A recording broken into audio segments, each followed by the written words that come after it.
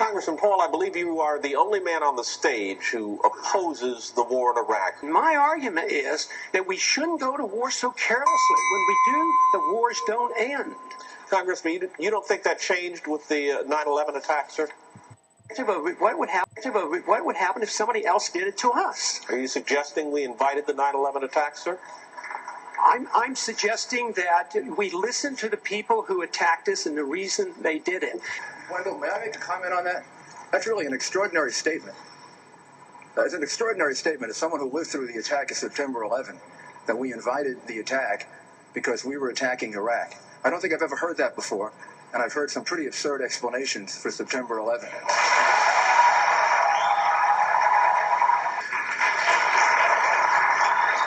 I believe very sincerely that the CIA is correct when they teach and talk about blowback.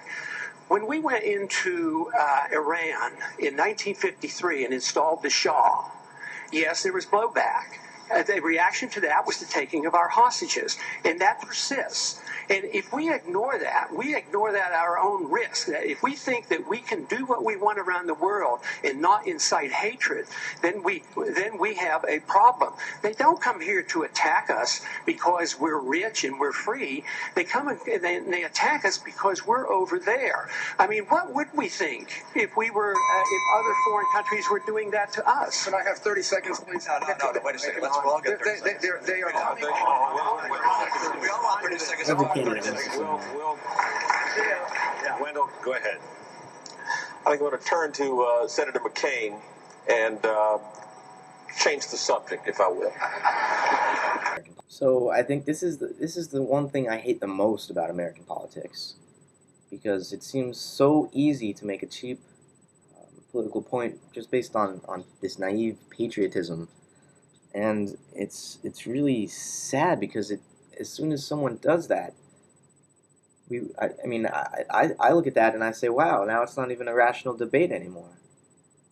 Now it's been lowered to this emotional level, and it's not that emotions shouldn't be important in political debate, but when that's the highest level that your argument reaches, as far as giving valid reasons to believe what you do, that's not a very progressive politics, I don't think.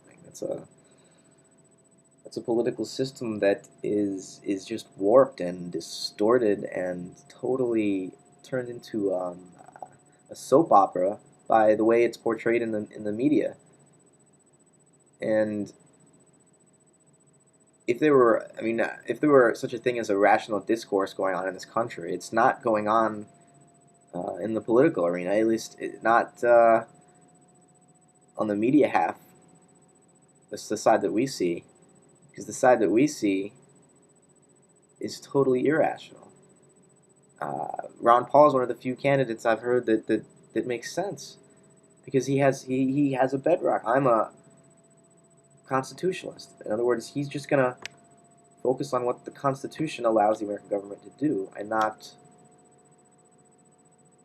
over-govern, because he doesn't really think that a central governing force is the best way to spur society to advance and to diversify and evolve. And I think he's right, because a very authoritarian, interventionist type of government is just going to hold back the natural course of human development. And that's really the point. The people who are in favor of a more centralized and powerful government, they would say, well, yeah, because human nature is a very wild and untamed and immoral thing, and we have to correct that with all these restrictions to make sure that people don't break the rules as we see them. So this kind of authoritarian viewpoint that wants a strong central government, the rule of law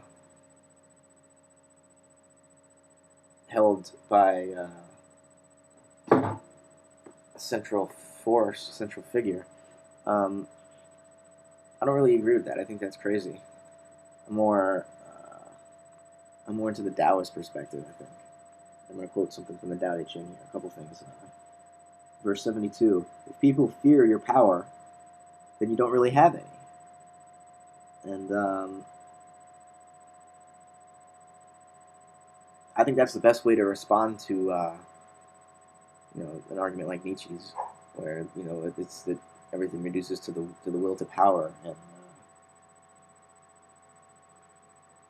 that's why the Superman would be the one who no longer is afraid to take power and to assert power, to be powerful, and doesn't look at power in the sense that slave morality, like Nietzsche would probably call Taoism, does. But I mean, it's up to you to see where you think more truth lies. I like this: if people fear your power, then you don't really have any, because real power is love. Love is the power. And if your people love you, then you've got power over them, because they will be willing to do anything for you, anything at all. And if they're afraid of you, you have to force them to do things for you. And they're not going to do it as well. This is verse 75. I think this is the libertarian verse of the Tao Te Ching.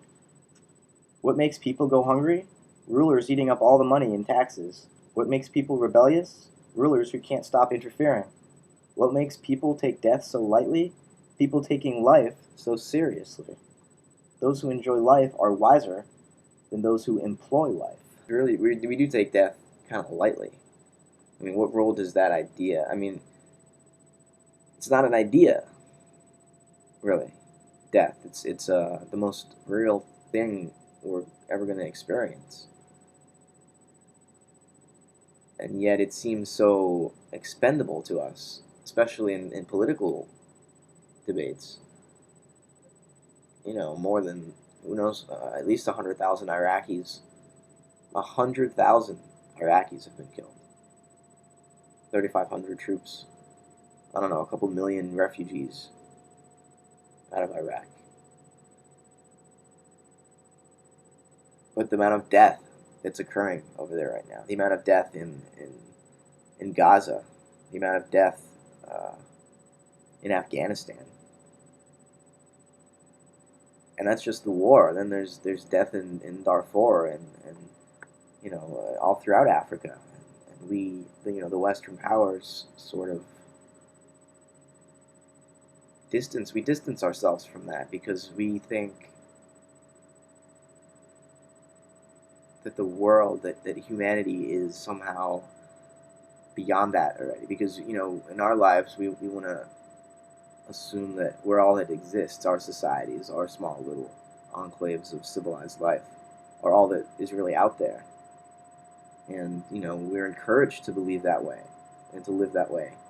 And that's why we love entertainment so much, because it's the best, perfect, it's the most brilliant distraction, and it's so much more powerful than what Rome could do to the people, and Colosseums, and the carnage and the violence that the crowd would just soak up, and keep them from thinking too much about what the government is doing and how the government affects their lives. The system in our country, I mean, television, the media, the structure of public and private lives, the way that's all divided up nice and neatly for us, and it's really restrictive of global planetary consciousness, and I think it's something that really needs to change very quickly, because we're just too powerful now. We have too many weapons and technologies, and we're just going to destroy each other.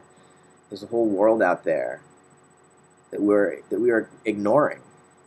And I mean, in the case of Iraq, every time we pay taxes, we're paying for bombs to be dropped on people that we don't know, people that really didn't care one way or another about us until we invaded their country, and we're paying to kill these people, to occupy their country right now. Every time I fill my gas tank up in my car, I feel like it's blood. Oil is blood nowadays. That's how you protect the resource. You have to kill people.